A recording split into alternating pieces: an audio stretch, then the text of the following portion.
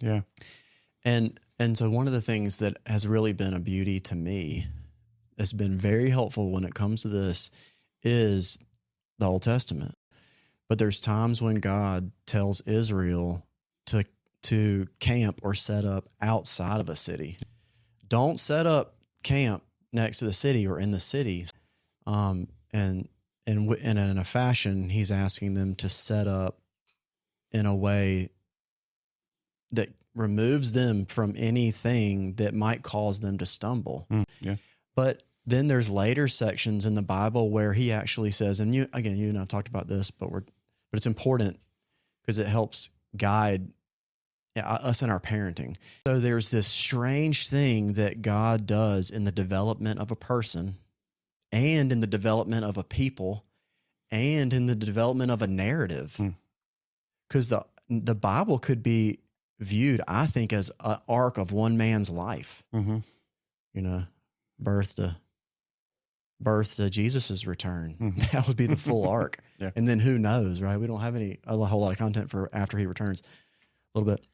But let me finish the thought.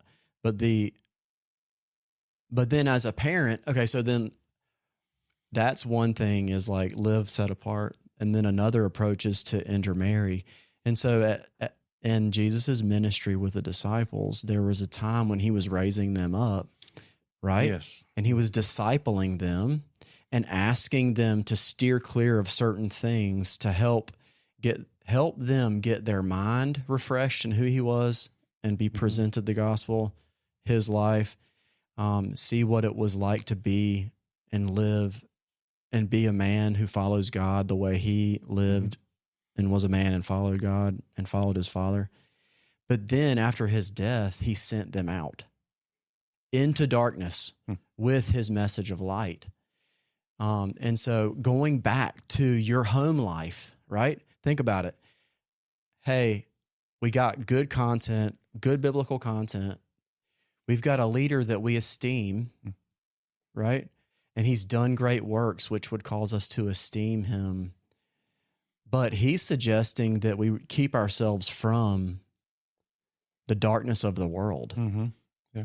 which isn't bad. It's also reasonably biblical.